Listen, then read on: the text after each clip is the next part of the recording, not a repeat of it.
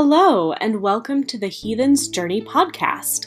I'm your host, Siri Vincent Plough, and I'm so glad you're here. This is the show where I explore heathenry through a queer lens. We will be talking about traditional witchcraft, runes, folklore, and so much more. Join us, won't you, as we journey to the ends of the 9 realms and back.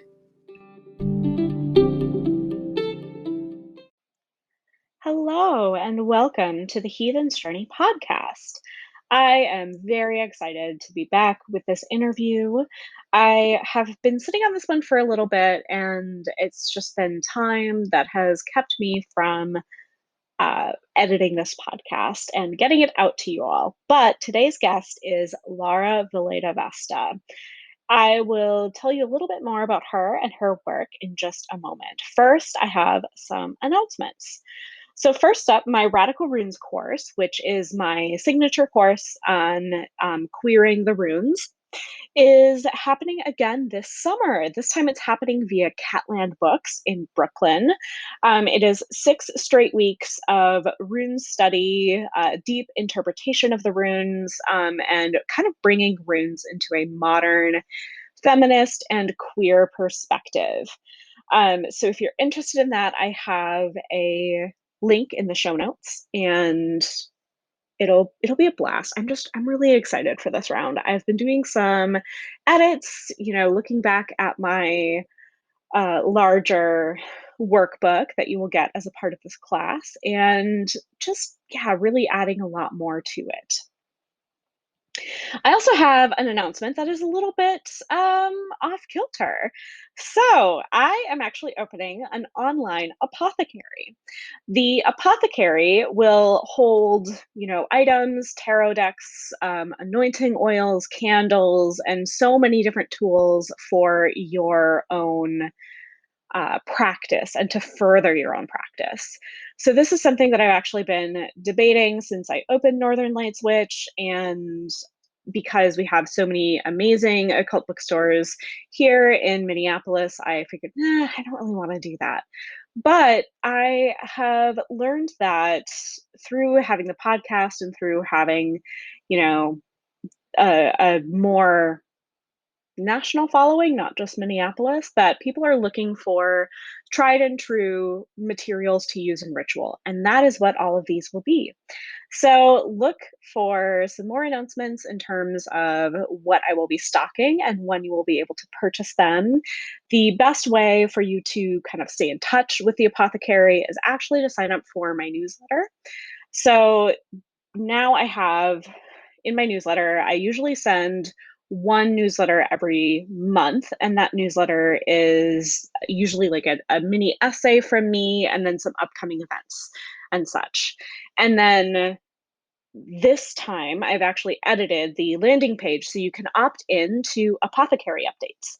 So you will get an email, when the shop launches, and you will get an email, emails featuring products to use. So if you're interested in that, there is a link in the show notes. I definitely recommend it. So let's talk a little bit about today's guest. Lara Veleda Vesta, who is an MFA, is an artist, author, storyteller, and educator transforming chronic illness into a path of healing and reclaiming.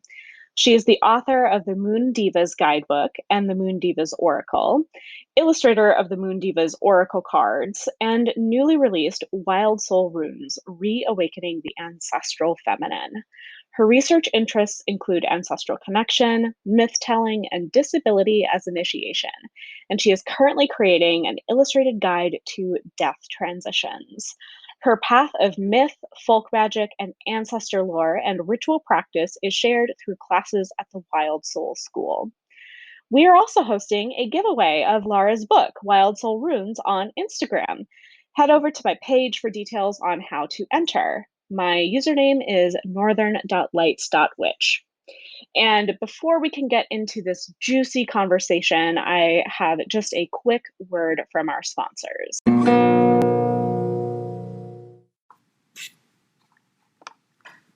Needfire Wellness and Apothecary is a one-stop shop for all of your folk magic needs. They are committed to offering high-quality supplies, information, and learning experiences for magic practitioners. The Needfire team believes that magic practice is an internally enriching and transformative endeavor that can look very different dependent on the practitioner. They make every effort to offer a range of knowledge and products for the practical witch, magician, or otherwise. In addition to their domestic workshops, Needfire has collaborated with Johannes Gordbeck, author of Trolldom, Spells and Methods of the Norse Folk Magic Tradition, to offer immersive travel experiences and magic workshops in Sweden starting in autumn 2021. This is a fantastic shop, and I am so glad to collaborate with them. You can use offer code HeathenJourneyPodden to get 10% off in their online apothecary. Get yourself a blend of Swedish incense, a new tarot deck, a hagstone, some herbs, and so much more. Head on over to needfirewellness.com to get your supplies today. And as always, make good magic. Welcome to the Swamp Witches. Swamp Witch Stephanie is an online magical herbal apothecary for all your darkest desires. Swamp Witch Stephanie started in 2018 with a line of anointing oils enchanted by the Swamp Queen herself. Stephanie has been studying the Western occult tradition, American folklore, British and American traditional witchcraft, and historical herbalism for over 10 years, and has brought her knowledge and expertise to each of these handcrafted, all-natural oils. And this year, Swamp Witch Stephanie has launched a new line of ensorcelled skincare products. And she would know. Being the drag persona of Marcus Ironwood, Stephanie knows the importance of keeping your skin soft as a babe's bottom. Stephanie is ready to share her magic with Heathen's Journey listeners with 20% off your order at swampwitchstephanie.com. Just use the offer code HEATHEN for your discount. Keep it swampy.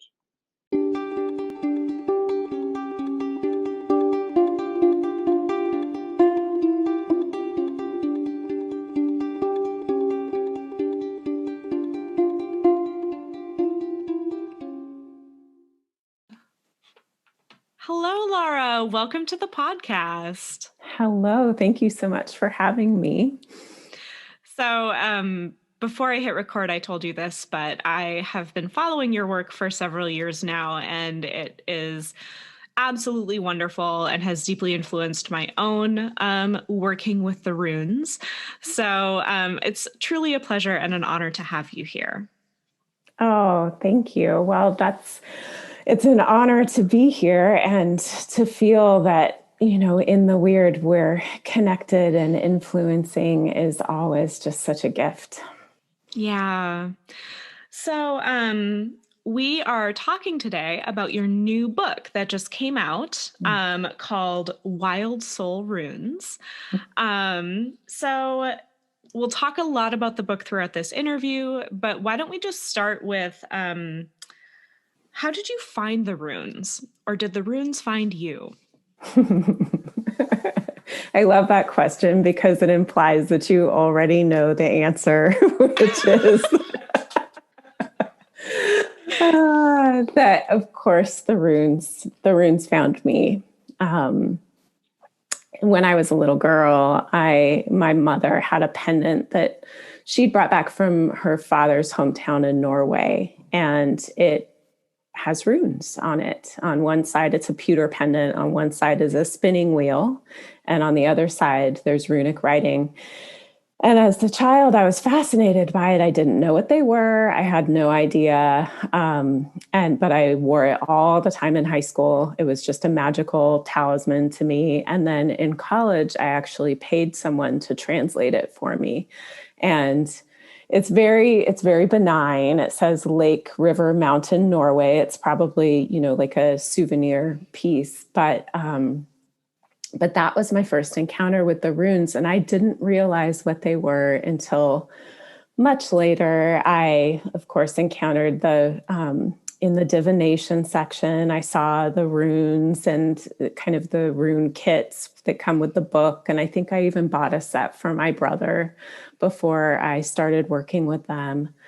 But then in 2012, I encountered them again in this adult life, and was in what would be a tremendous transition just for me spiritually and psychologically and physically. And that's where they found me and started guiding me on my path. Wonderful. So I really love your voice in the kind of Nordic heathen rune work, because you are so interested in centering the feminine. So often rune work is considered a masculine form of magic, but neither of us really believes that's true. So can you talk a little bit about the ways you found the divine feminine? I mean, your book is it's titled Wild Soul Runes, and the subtitle is Reawakening the Ancestral Feminine. So how have you found this? So a lot of gnosis work, of course. My background prior to engaging in the runes, I did, it was kind of the women's spirituality path. And I know a lot of people don't stop listening. If you're listening here, and those words can just shut people down. But that was it was an eclectic, open, spiritual path with a lot of ritual. And so that was a big interest of mine. I actually went back to school to study at the California Institute of Integral Studies. I was working in their philosophy and religion program toward a PhD with a women's spirituality emphasis. And so this came into my lens as I approached heathenry, as I approached the runes, because I, of course, was met with that, like, as if heathenry begins with the Vikings, as if, the pre-Christian spiritualities of Northern Europe start in the medieval era. And that's not true. That is a place where we have written records, but that is, and, a lot of archaeology, but that is not the place where the story begins. And when you dig deeper into the mythos, when you dig into archaeology, I took a wonderful class called archaeomythology. So really looking at archaeology alongside, yes, it was so good, alongside the literature and then the myths. And you start to find the feminine everywhere. And of course, clarifying the feminine, not women, but the feminine as quality, and quality that exists in everything and everyone alongside the masculine. These qualities, this interplay, come together in the story of the rune's origin and become a story of partnership between the masculine and the feminine. Of course, Odin is famous for his desiring and acquisition of feminine wisdom. He very much is consistently seeking to partner with the feminine, because there is a knowing in those myths about where power lies. It doesn't lie in the exclusion of one or the other quality. It lies in the whole. And unfortunately, through patriarchy, the feminine has been so stripped of its essence, so degraded and dismissed that, we all are missing the ancestral feminine within us, this incredible quality of power that allows for partnership, that allows for wholeness. And that is where the runes actually in the myth come from. They come from the Well of the Norns in partnership with Odin's initiatory sacrifice. So we can't have one without the other. And that is where the rune's potency, that's where I find it comes from for me.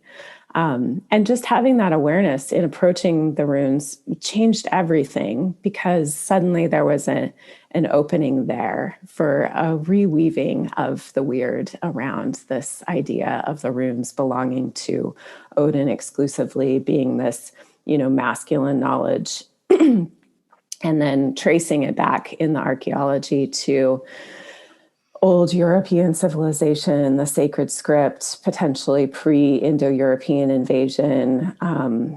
The runes are very ancient, and they tell a story that is much older than patriarchy, much older than this exclusionary masculinity that we're used to. I actually have a really I don't know. I'm really curious to talk to you a little bit more about your coursework in archaeomythology and that kind of thing, because I have considered that as a path for myself in the past. But I have been warned by a lot of people that if you are a practicing heathen or, something like that, it can be a very, tense situation. So I don't know. I don't have a specific question for this, but if you feel comfortable kind of speaking on some of that like archaeological evidence and how you balance that with personal gnosis, because I think personal gnosis is really, really important for understanding the runes. Absolutely. Yes, 100%. And I think the interplay between the two, I mean, that is where my entire work resides. I often begin with gnosis, and then I look for the archaeological evidence, or I look for the mythological evidence to support that gnosis. And without direct communication with spirit, how do we have a living spirituality? That's where we've been so robbed by the historical, the written religions from our spiritual sovereignty, because it totally removes us from this idea that we have innate connection. Every single person has the ability to receive information. And so in ritual, I begin with gnosis, and then the old European sacred script is a really good example of following my gnosis, this whisper that, okay, if the runes come from the Well of the Norns, then they're really old, because in the Völuspá it says that the giantesses emerge from the base of the world tree at the very beginning of time. They're remembered by the vulva, who's like one of the oldest beings ever in the mythos. So they must be ancient.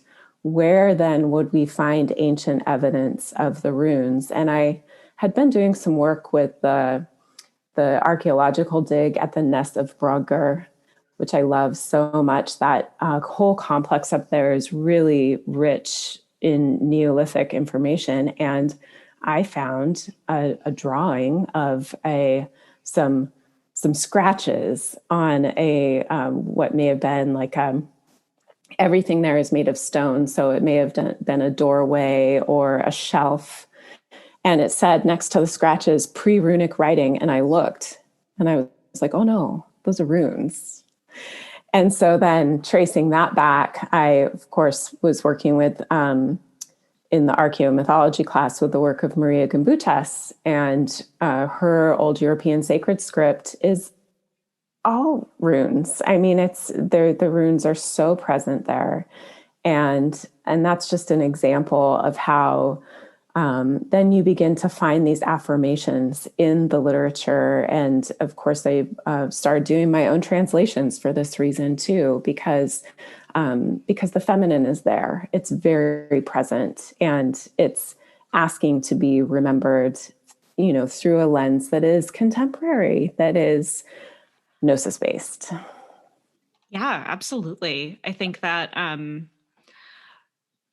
the notes that you make in the book itself about your translation process and about how it's okay if it's clunky or if it's, not like exact, is really freeing, actually, right? So like I actually have the Old Icelandic dictionary that you reference a lot. Oh God. Yay, yes. With a Z? Yeah, Zoega or Zwega. yeah. Yeah.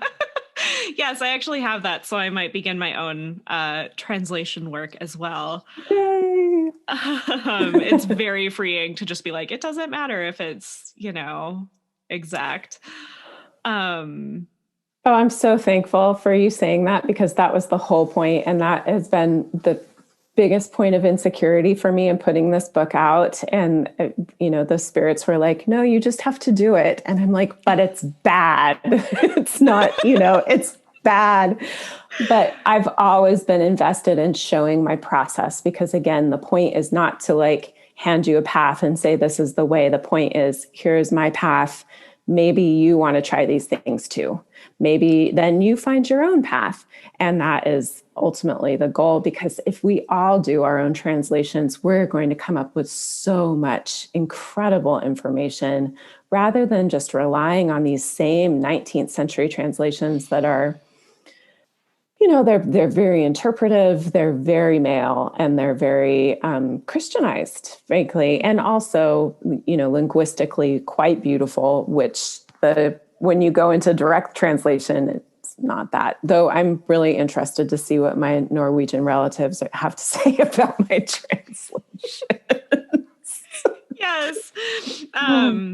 Yeah, I actually think that, I don't know, a lot of your work and a lot of, if I were to go into academia myself at this point, a lot of it would be trying to bring those ideas, out into common, like non-academic society. Like, yes, you can get this dictionary and you can try to translate on your own. Like, this is not something that you need to be within the ivory tower to be able to do, right? Like Yes. bringing that information forward, because there's so much information that is kind of kept in these academic libraries that a lot of, contemporary heathens just don't have access to. Yes. And it sort of feeds into that idea of like, oh, contemporary heathens, are wrong, quote unquote, that can exist within academic circles.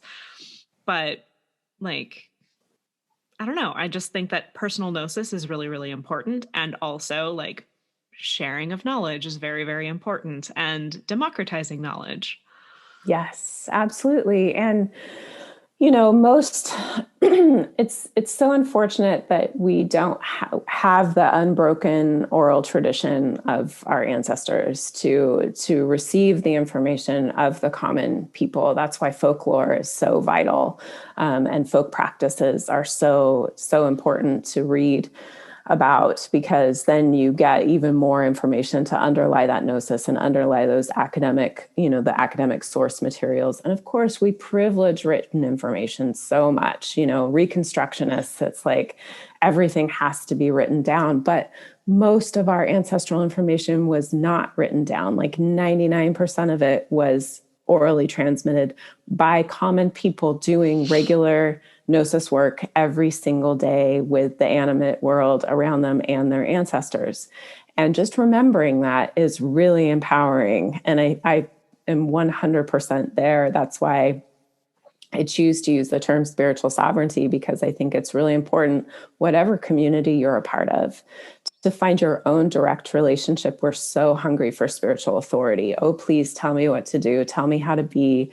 Tell me the rituals I need. Tell me what the runes mean. Like all of these things take us away from our actual lived experience and the lived experience of our ancestors, who are inside of us right now in our DNA, ready to give us information every single day, along with the world around us. And that is where I'm at too. And that is what I want to reclaim. And those I know exactly what you're talking about with the academic databases, which I used to have access to and I don't anymore. But being able to pick that information out and put it into the commons again, so that we can stop being limited by this, this kind of spiritual gatekeeping, and the walls of academia. I should say too, though, CIIS was very welcoming of my own gnosis work and experiences. And actually the book started as a paper that I wrote for my program there.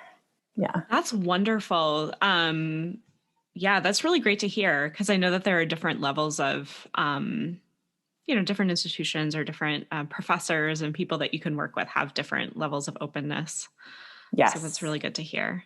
Yeah, they were really great. And they're the only accredited program that focuses on women's spirituality. They're very open and inclusive. And I found if I could have sustained the work physically, I would have I tried to go back last year, and I am too nonlinear for school. But yeah. but I love it so much. I understand.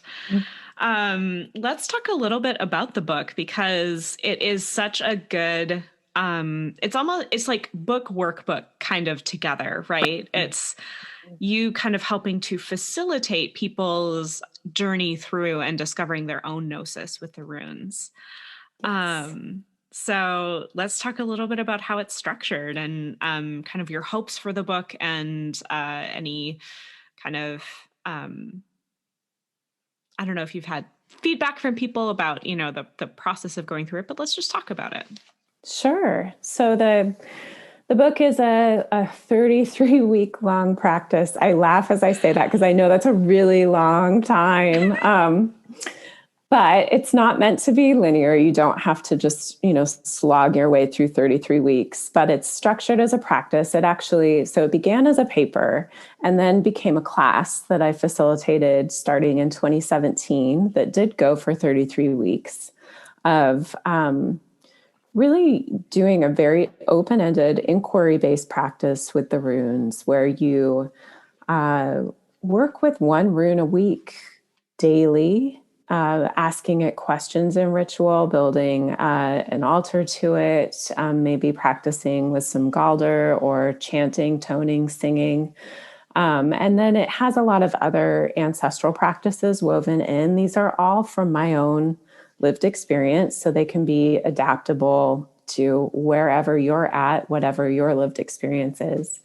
And the intention being to have people come into deep personal relationship with the runes, which I see as living beings. I see them as not as inanimate, tools of divination, but I see them as actually living pieces of the web of weird that were taken up by Odin from the well and can contain so much rich, wonderful information when we come into relationship with them.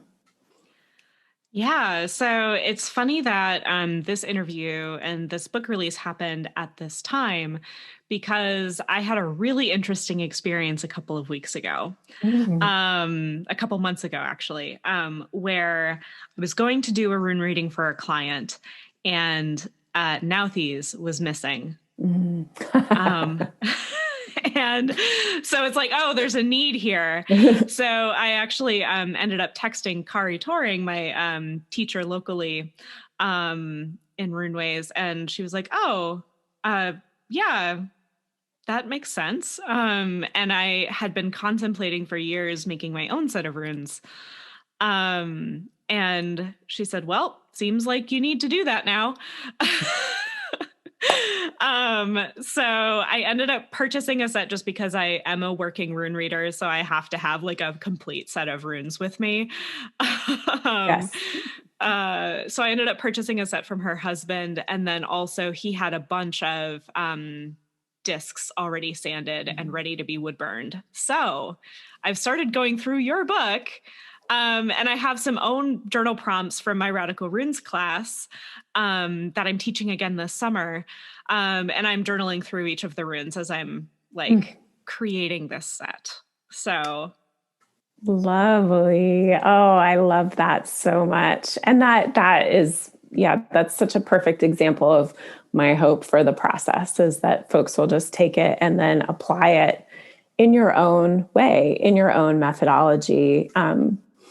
And then you can share with me what you're doing. And then between the two of us, we grow, and that information grows. And suddenly the runes are taken out of this, kind of exclusive territory where they mean really specific things and only those things. And they move into more direct relational work. I love that you're making your own set in that way too. That's really beautiful. That has been, I had someone message me on Instagram that has done this process. They actually took the 33-week long class when it was offered just as an independent study with no Gnosis group. And they harvested their own wood, cut their own wood with a knife that they hand forged themselves, and then week by week hand carved the runes. And they had just completed their Elder Futhark set, so they still had the Anglo-Northumbrian runes to go. And they sent me a picture. It was made out of 3 different kinds of wood from the land where they grew up, the land where they were currently living. It was really powerful. And that, you can't buy something like that. Like, that is not commercially available, that kind of relationship. When you invest that much time and energy in something, the potency is undeniable. So Yeah, absolutely. That's really beautiful. Chills. So I had a question actually about I pretty much have only worked with the elder Futhark and a little bit with the younger Futhark. So let's talk a little bit about the Northumbrian Anglo-Saxon additional Futhark, or yes. additional 8. Additional 9, which the Anglo-Northumbrian runes, I was just, because this is where I love these runes. I love them. I've always been really drawn to them. They're very powerful, and there's a strange sort of, they're both either maligned and dismissed, or they're like overpotentized by people. People are like, oh, these are, the most powerful runes ever, or they're like, really called extraneous runes, or I've even seen people use the word trash runes, which I think is just so offensive. Yes. That's really disrespectful. It's super disrespectful. But, that's where people get very boxed in with their philosophies. And, I'm not going to deny someone else's gnosis. If you really feel like there's any such thing as a trash rune, that is maybe your experience. But my experience has been that there's so many more runes than we even know and that are contained in any literature. And the reason that the Anglo-Northumbrian runes are questioned is because they appear primarily on, there's only, I think, 5 that appear in the rune poems, and there's some repetition there, overlap with the Elder Futhark. And then the rest are either in like really kind of random manuscripts or artifacts. And so they don't have rune poems. We just have the word that's assigned to the rune and what it means. But I've found being more inclusive in my rune work has been really helpful to me. I've had dreams about runes that are not in any Futhark, I haven't ever seen. And again, if these are ancient, if these are prehistoric beings from the beginning of time, when you walk in a canyon and you're looking at the layers of the rock and you see all of the runes that are embedded in the stone, or in the ice when it visits in the wintertime, you see all of the runes included in the ice. You realize that there's so much more here than we've made conscious. And there's a lot of potential for transformation. And that's what I see in the Anglo-Northumbrian runes, is a lot of mystery and possibility. But I also say, everybody, because they're beings, you're going to have your own relationships with them. And just because they are really powerful for me doesn't mean they're going to be really powerful for you. And that's okay. We don't need to love every single rune and have a really good relationship with all of them. That is, there's a lot of beings there, and it also will change through time. That's what I've found, is that my relationships with them really shift depending on where I'm at in my life and what we're doing together. So it's really interesting. So I had a student last fall when I was teaching radical runes ask why I didn't include the Anglo-Northumbrian runes in my own personal, work and classes and stuff. And first of all, I feel like I don't have a comfortable enough relationship with the Anglo-Northumbrian runes to include them in a class at this point. I just need to, I need to learn them in my own way before I hold space for other people. Absolutely. But the other reason that I kind of gave when the student asked me this was I haven't worked with them primarily because I don't really have any Anglo ancestry. Mm-hmm. And so as ancestor practice, for me, the runes are very much like a Norwegian, Norwegians in Iceland and Swedish kind of, center. So I don't have that, direct tie, but I think that they are still connected because there were so many Nordic people in that region of the world, like the contemporary United Kingdom. There were so many Nordic people there. So, and also there's a linguistic connection. English is my first and only language. So like having some kind of connection culturally to, that place, the British Isles, is important to me. So we'll see when I get to the week 25. That's right. in this process, like where I go from there. But yeah, I'm excited to kind of dive in. What other resources would you have for people who are curious about the Anglo-Northumbrian runes? That's a difficult one because, when I was introduced to them, I was, given resources that kind of all said the same thing. And this has been my story actually with all of the runes, right? Because you get kind of a lot of repetition in the rune world. So I don't have specific resources. I mean, of course, going to the direct source, going and looking at the archaeology, looking at the rune poems. I know that doesn't feel like a fast solution, but that is really from the research that I've done, and for my own gnosis relationship, that is the best place to go, is to go to the source and start to ask questions. See what comes up for you as you encounter those source materials, because really the journey of translation started for me with several runes in the Anglo-Northumbrian set that were being interpreted in ways that I just didn't feel resonant for me. And then when I went and looked up the word, it had nothing to do with the interpretation that I was being taught. And I was like, well, that seems unlikely. Again, that's your gnosis and that's great. But for me, the feeling of the rune was really different from the interpretation. And then when I looked up the word, it contained something more akin to my feeling. And that's why the personal relationship is so important, because it doesn't matter what it means to anybody else. It really doesn't. It only matters what it means to you.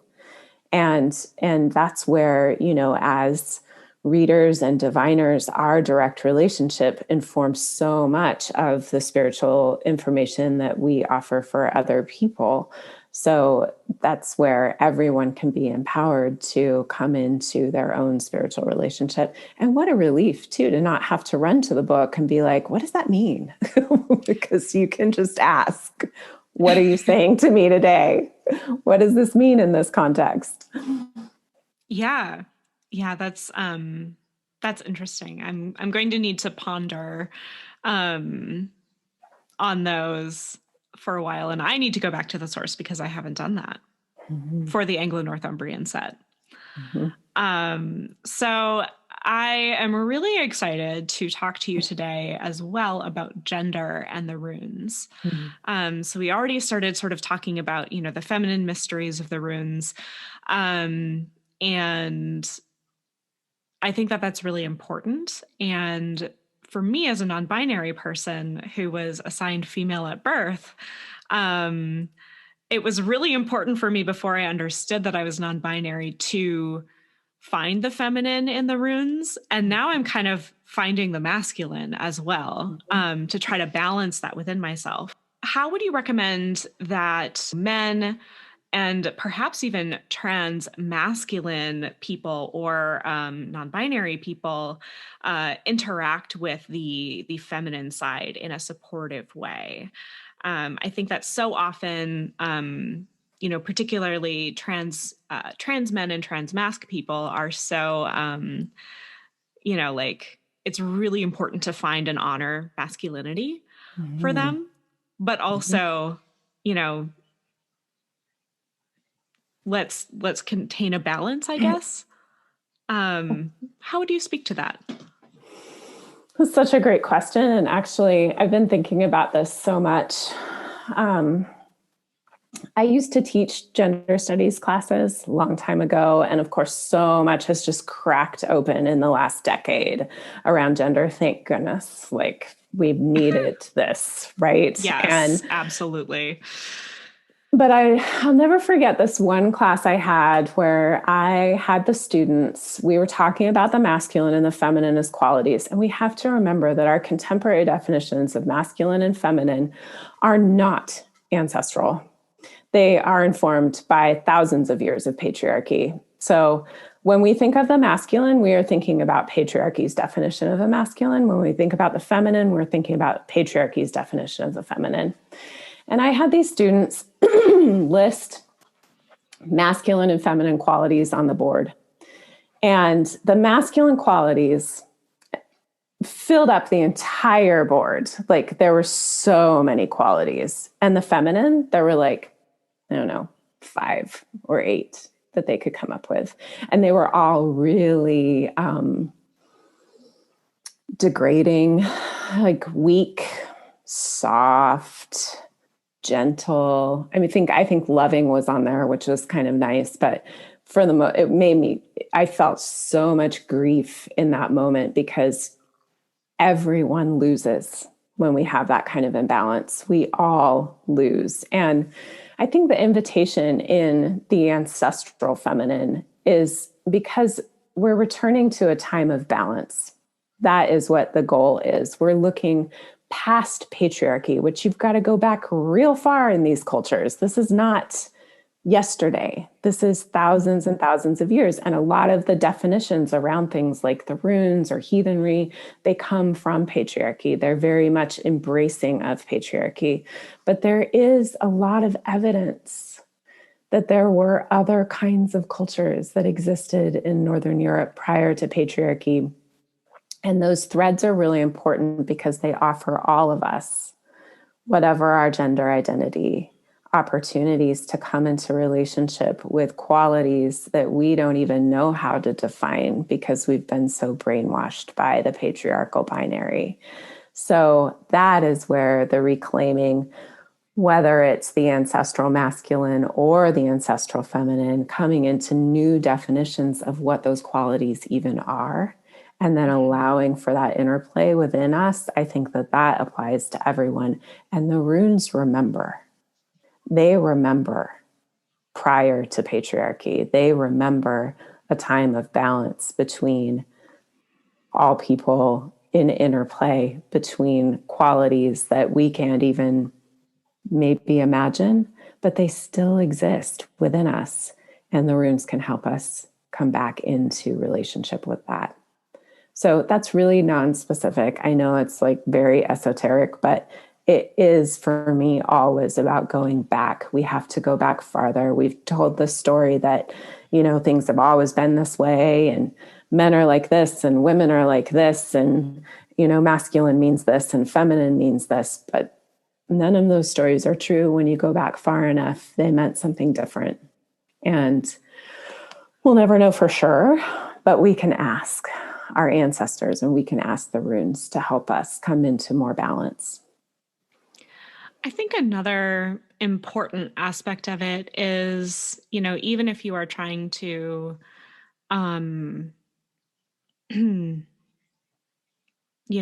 present and connect with your femininity or masculinity, like in the, mundane world, and you have a lot of barriers to presenting your gender identity the way that you would like to, I think that if you're going to read runes for clients, or if you're going to, work with the runes at a community level, holding all of this is really essential. Like being able to be like, I am masculine and the feminine is really important. Yes. Or I am feminine and the masculine is really important, even if it's a different person's expression. Yes. And I actually have found that finding a pre-patriarchal masculinity is incredible. Right.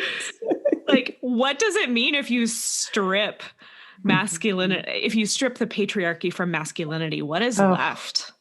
Okay, that gives me chills, because that, what potential, how healing. Yeah. I have a really dynamic and interesting family with gender and sexuality, and we talk a lot about the woundings that every single person in this culture carries, and yeah, reclaiming that, coming back into it. What does it even look like? How can we imagine it? Because we can't imagine our way forward from here without having some sense of what existed before. That's where we are desperately missing our roots. And again, if the roots are just a story that we've been told over and over again, that's been like whacked into us about what the masculine means as defined by patriarchy, what the feminine means as defined by patriarchy, then we're missing the entirety of our humanness, which, or even our relationship with the natural world, which has been very much defined by patriarchy, our relationship with spirit, which has been defined by patriarchy. Nothing goes untouched by that. But, when you start pulling the thread, everything unravels. Yes, when you start pulling at that thread of weird, yes, and follow it. Yeah, I think that too. You had already mentioned earlier in the interview about how Odin is, constantly seeking not just masculine wisdom, but also feminine wisdom, and how Odin is such a, bringer of the runes to us. And even I've read some studies that talk about Odin's gender as a little bit fluid, right? Like the way that he or they are referred to in the myths themselves is very fluid. And that's again where that translational work comes in, right? Like, understanding the language and understanding, like there might be something else here that we're not seeing. Yes. It's really important. Absolutely. No, I love that. And I love that in Odin. I love, I think reclaiming the even pre-Christianized version of Odin, because so many of the manuscripts have, again, that Christian tinge over them, and allowing him to be in his fullness or them to be in their fullness, however that interaction appears. One of the things that came up when I was in school this fall, I learned there's a really wonderful essay called The Vanir Mothers Behind the Aesir Veil. And it's in a collection of academic work about goddesses. But what was so interesting to me in this really well-researched essay was they were talking about the evidence for the Vanir culture, being matristic. And, just being really clear that matristic culture is not the like mirror opposite of patriarchy, right? Just in case anyone's questioning, it's very different kind of cultural center. And one of the things that came up in that, because they were looking at the Sami influence on the Northern European culture and the connectivity between, the pre-Indo-European culture and potentially some Sami influence.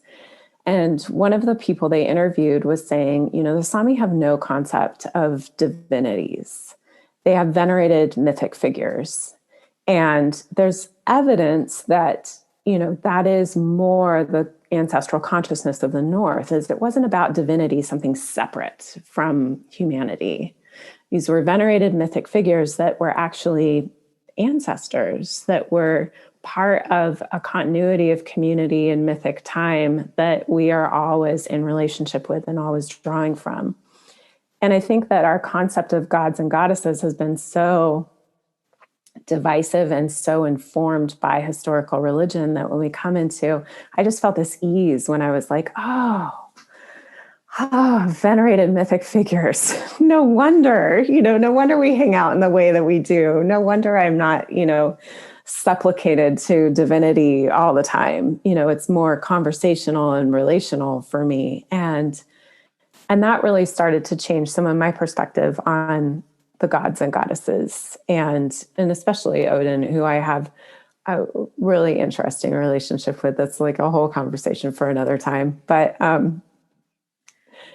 that does change, and then those dynamic qualities that you are finding between the lines and in translation suddenly come to life, because he's not separate from us.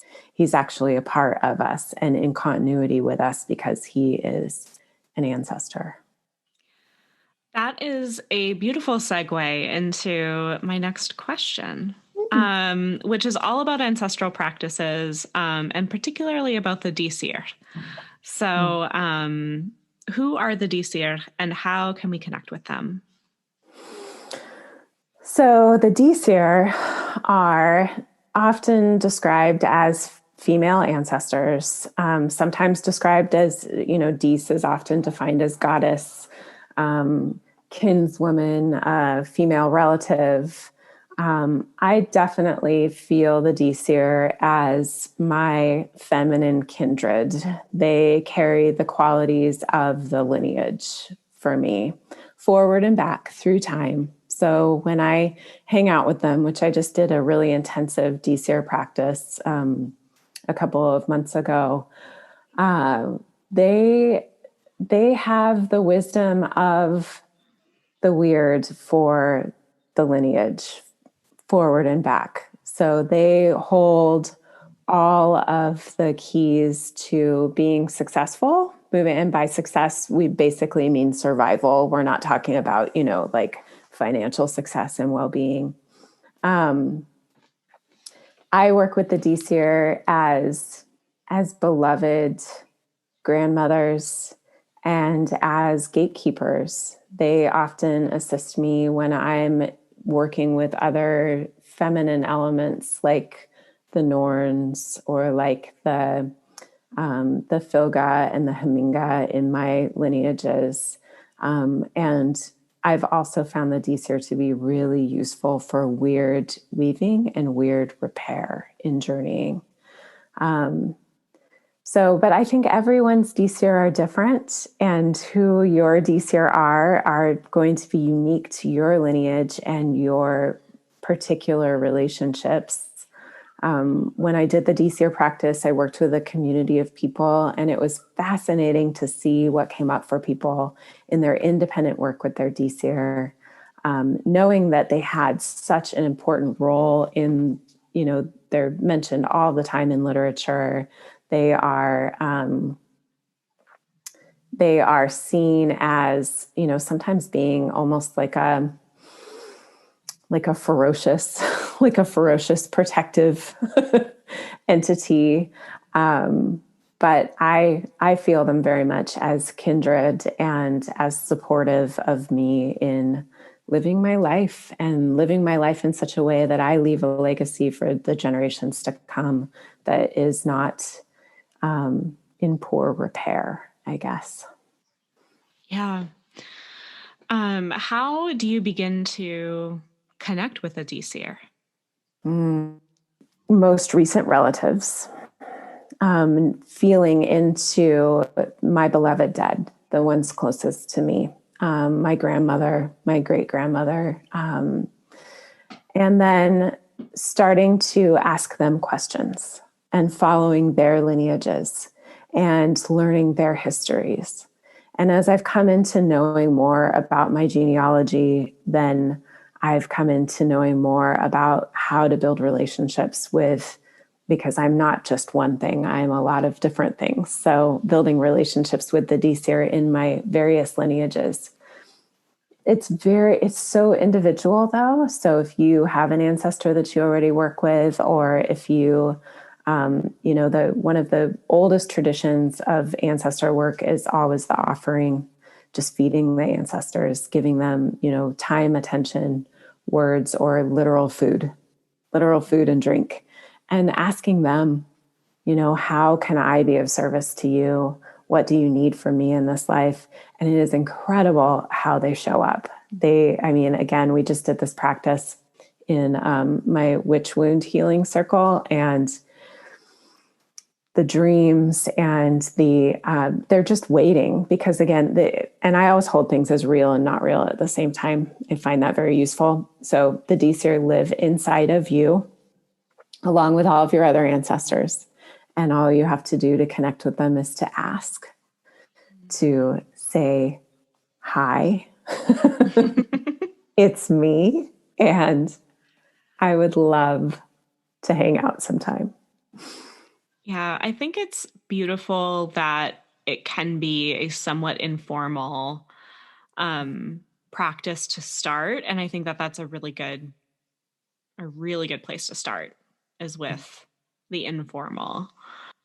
In part because I think that a lot of people, I teach a lot of classes just on general witchcraft, and then, my Radical Runes course. And I think that a lot of students get really self-conscious about, am I doing it right? And Yes. it's, just talk, just open a conversation.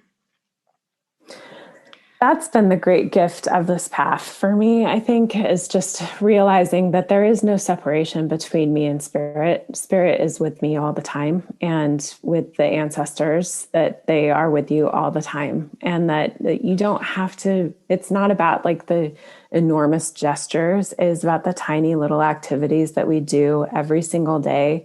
Those are ancestral activities: feeding ourselves, bathing, breathing, working outside in the garden.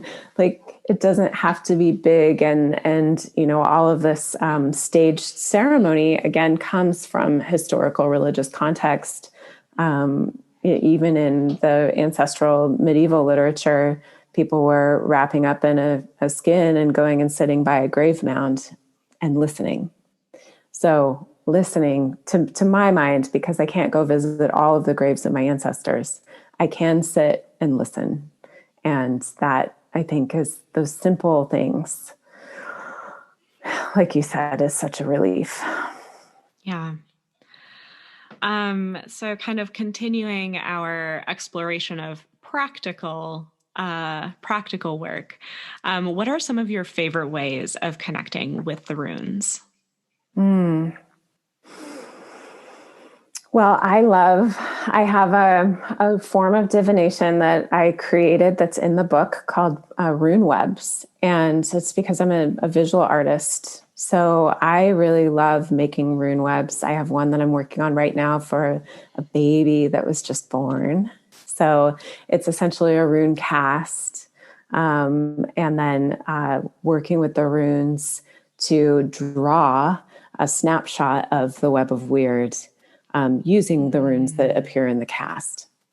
And they turn out so incredible. Everyone is really different, and they can be worked with for such a long time because of course, all of the runes make other runes, and the web changes and your notice of the web changes over time. So that's one of my favorite ways to work with them in divination practice.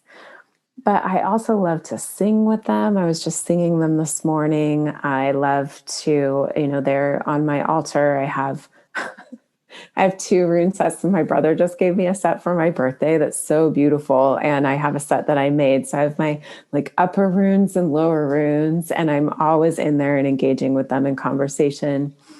And it's so fascinating to draw from each set and see what appears, the repetition of the runes. I also love to see them, I see them everywhere. I'm looking out my window right now, and they're in the hazel tree, and they're in the garden, and they are, they're everywhere. So just being attentive to them on a daily basis. Most of my practices are very simple because I have a disability and I'm energetically pretty limited. So those are my favorite ways, just being in relationship and having awareness of them and knowing that they're communicating with me all the time. I just have to pay attention. Ah, beautiful. So as we wind down, is there anything else that you would like to share about your upcoming work, or share about the book or anything? Just what's coming up for you? Well, I also have, I'm teaching a class this summer. I also am teaching a rune class, and it is meant to be kind of a foundation leading into this practice for people. So it's a 6-week class. 4 weeks we'll have some gnosis groups, and just really laying the foundation of how do you even begin to get ready for a 33-week long practice? Or, even if you want to take breaks in there, which I do recommend, how to lay the foundation for some of your own personal gnosis work and really build in that trust of your independent relationship with the runes. So that's coming up in June. And then I had to postpone my book launch celebration. So that, I think, is going to be moved all the way out to Samhain. Just, it feels really right to give that spaciousness. And that will be something that folks can look for, because everyone will be invited. And I would love to do a community reading and some ritual, and just really celebrate this book as 5 years of my life, and came through when I was in the midst of a huge health crisis. So it feels like it's really important to honor that. And everyone can always find me on Instagram. I'm there at least once a week, popping in and out kind of irregularly. Yeah. And I have a Patreon, and I have my school, which there's some classes at the school that are free and that folks can investigate if they're interested. But that's what's coming. Wonderful. Well, thank you so much for joining me today. It has been an absolute pleasure. Oh, thank you so much for having me. I really enjoyed talking with you.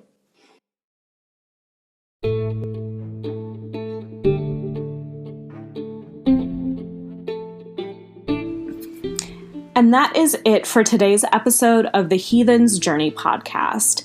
A huge thank you and shout out to all of my students and patrons for making this work available. If you want to become a patron and support the podcast, head on over to patreon.com/northernlightswitch. I post full moon and new moon ritual guides, rune readings for each of the turning of the zodiac season, and so much more. If you would like to follow me in between episodes, you can find me on Instagram at northern.lights.witch or on Twitter at northlightwitch. Until next time, stay weird.